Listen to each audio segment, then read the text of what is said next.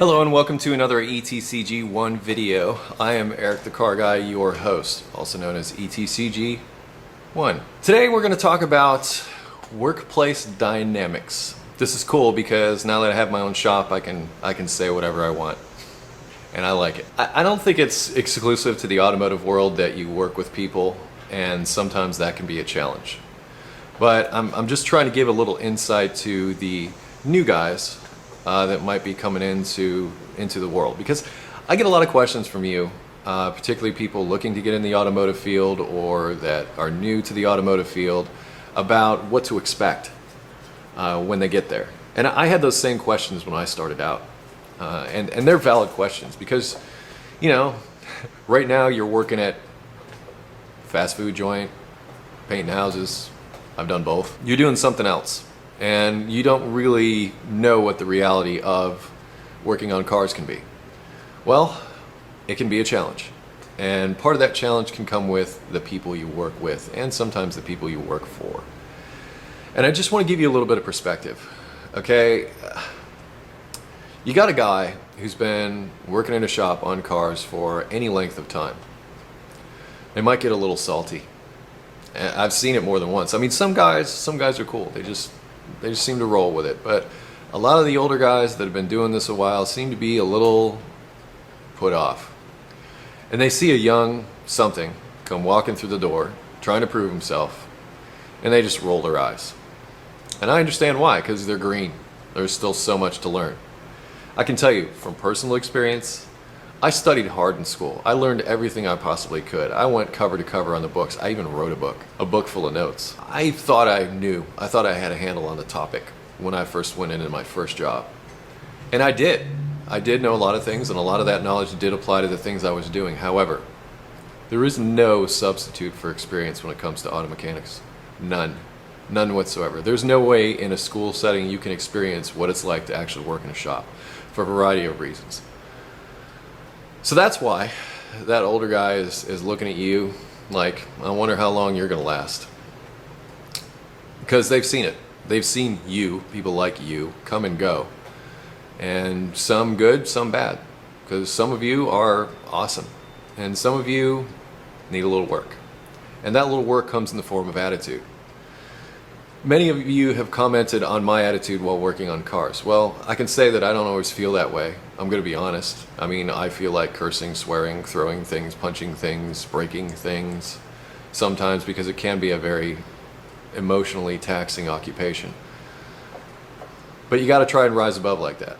Rise above that stuff. You have to realize that it's just a machine and you are its master. And that's sometimes harder to deal with than others. So have a little respect for that older guy. And though he may seem a little salty and he may seem to be getting down on you, maybe he is. And this one's for the older guys. You see the newer guy coming in, give him a chance. All right? Don't just write him off before he ever picks up a wrench, because you don't know. Maybe the kid's got skills. He could have skills. I hope he has skills.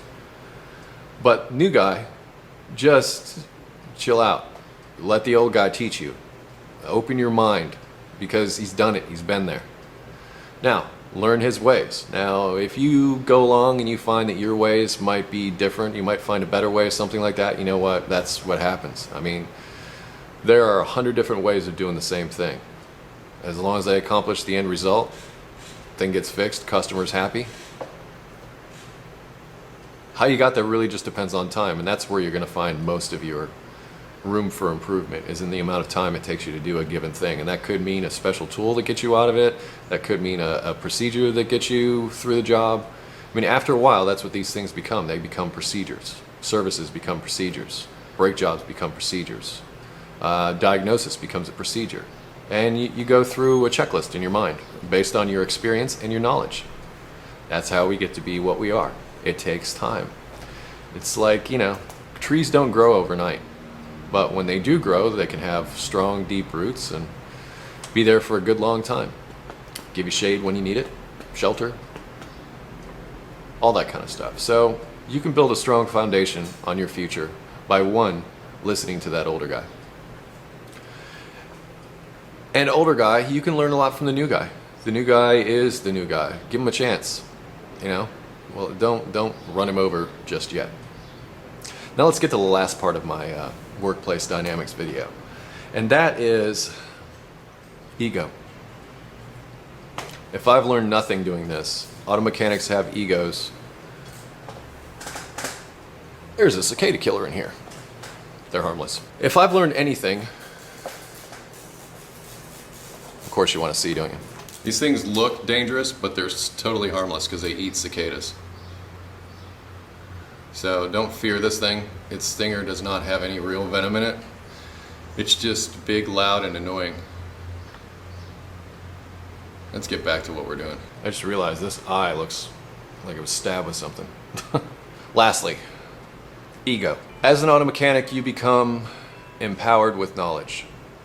And in a way, I don't want to say that you're better than other people, but you have knowledge that most people don't possess. When you're watching those movies, you might get frustrated on how people hotwire cars by just touching two wires up underneath the dash without ever any thought to the steering column being locked because the steering lock is still engaged.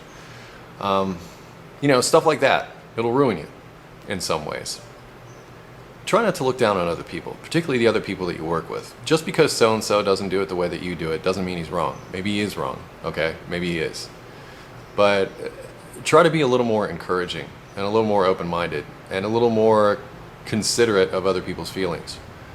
And I know Eric the Car Guy is getting all touchy-feely and talking about feelings. Well, no, I mean, I managed 3 other technicians at one of my jobs, and it was a tough thing. So if you're in a similar position to where you're managing other technicians, you know what I'm talking about. Motivating people, not so easy. I just got a customer that showed up. I may come back. Okay, where was I? Ego. For some reason, auto mechanics have a lot of it. And I'm guilty myself. And I think it's why they do those questions on ASE is Technician A and Technician B. Who do you believe or not believe? That's never gonna end. And all I'm asking is, why don't we just keep it as a friendly debate and not keep it as something that turns violent? I have seen that. So just agree to disagree if you have a difference of opinion. I know that everybody has, at least I hope, everybody has the customer's best interest at heart. And for the most part, you do. I think the people that care are watching this. Because if you didn't care, why would you watch? Why would you want somebody talking about something you feel uncomfortable listening to? Aside from all that, I just want to put it out there that you can agree to disagree. You don't have to get all up in it. That about wraps it up. So those of you coming in, beware of the social dynamic of the shop. You're going to find it to be interesting. I think probably the most interesting jobs I've had in a work environment have been in auto repair.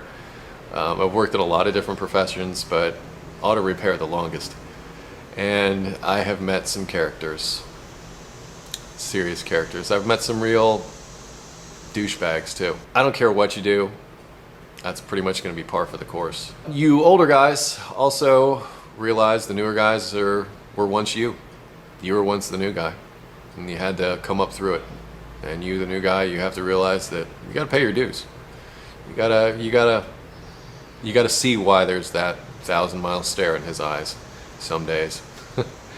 When a certain customer shows up or a certain car shows up, you kind of get PTSD in a way, because you know some cars will hurt you, some cars will beat you up, and they will scar you, and that's where that grizzled attitude kind of comes from, is those battle scars you get out in the field.